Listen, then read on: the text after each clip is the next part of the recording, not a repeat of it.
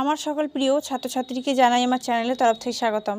Student, আজকে আলোচনা করব সাজেশন সেক সোসিওলজি লাস্ট মিনিট সাজেশন নিয়ে আজকে আমি আলোচনা করব।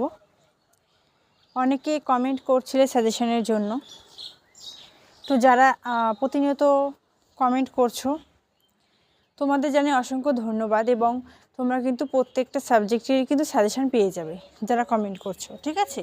তার জন্য তোমরা কিন্তু কমেন্টটা করো যদি সাজেশন চাও। সাজেশন আলোচনা করব, খাতা কলম নিয়ে বসো। তোমরা খাতা কলম রেডি করতে থাকো, ততক্ষণ কিছু তথ্য আমি তোমাদের কাছে শেয়ার করছি। দেখো স্টুডেন্ট, তোমাদের পরীক্ষার কিন্তু বেশি সময় নেই। 5 তারিখ থেকে তোমাদের এক্সাম, 6 তারিখ থেকে থার্ড সেমিস্টারের। তো এর মধ্যে কিন্তু সম্পূর্ণ সিলেবাসটা আমাদের কমপ্লিট করতে হবে। আমাদের কিন্তু পরীক্ষার জন্য প্রস্তুত হতে হবে, ঠিক আছে? পরীক্ষায় কিন্তু আমাদের পাস হতেই হবে, ব্যাক পেপার আনা যাবে না কোনো মতেই না। এই মনোবলটা নিয়ে এগিয়ে যাও, তুমি অবশ্যই সাকসেস হবে।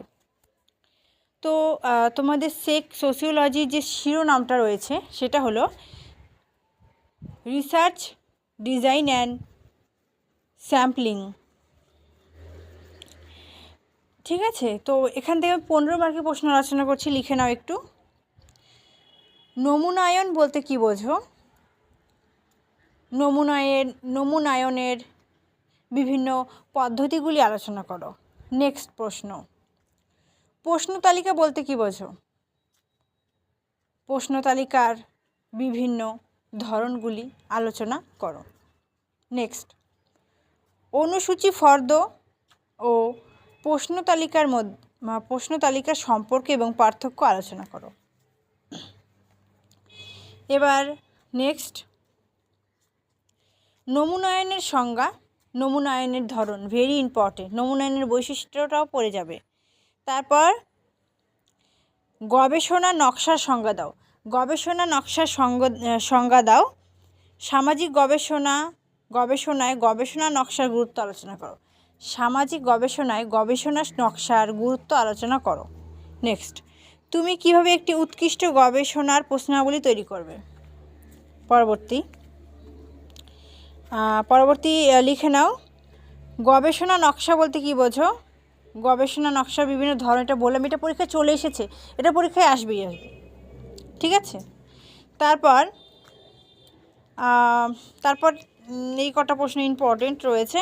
এরপরে তোমাদের যদি বলি তাহলে পড়তে হবে যথার্থ গবেষণার নকশার বৈশিষ্ট্য, গবেষণা নকশার তাৎপর্য, উপযুক্ত উদাহরণসহ নমুনা চয়নের বিভিন্ন ধরন। এটা বললাম, বারবার কিন্তু এই প্রশ্ন রিপিট হয় নমুনায়নের ধরনটা, এই জন্য এটা কিন্তু স্কিপ করা যাবে না আমাদের, ঠিক আছে?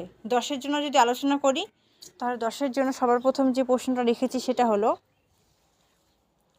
গুণগত গবেষণা নকশার উপর টিকা, যথার্থ নমুনার বৈশিষ্ট্য, তুমি কিভাবে একটি নমুনা কাঠামো গঠন করবে আলোচনা করো। তারপর পড়তে হবে তোমাদের তারপর পড়বে তোমরা গবেষণা নকশা কাকে বলে, ধরন বললাম, সম্ভাবনা এবং নিঃসম্ভাবনা নমুনা ওপর টিকা, প্রশ্ন তালিকার উপর টিকা, এটা বললাম।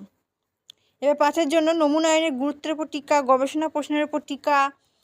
তারপর তোমরা পড়বে এখান থেকে গুরুত্বপূর্ণ যেমন রয়েছে সেটা হলো তোমাদের সেটা হলো বর্ণনামূলক গবেষণা নকশার উপর টিকা, গবেষণা এককের ওপর টিকা, সমগ্রকের ওপর একটি টিকা, ঠিক আছে? এই প্রশ্নগুলি কিন্তু অতি গুরুত্বপূর্ণ রয়েছে। তারপর পড়বে গবেষণা প্রশ্নের উপর টিকা, নমুনায়নের গুরুত্বের উপর টিকা, এটা বললাম। তো এই প্রশ্নগুলি কিন্তু অতি গুরুত্বপূর্ণ তোমাদের সেক সোসিওলজি থেকে, ঠিক আছে? আশা করছি তোমাদের ভিডিওগুলি ভালো লাগছে, তোমরা দেখছো, ফলো করছো। অসংখ্য ধন্যবাদ জানাই তোমাদের। তোমরা অবশ্যই কমেন্ট করো ভিডিওটি কেমন লাগলো, কতটা উপকার হলো তোমার, এবং অন্য কোন সাবজেক্টে তোমার সাজেশনের প্রয়োজন সেটাও আমাদের কমেন্ট করে জানাও। Thanks for watching. After all, thank you সকলকে।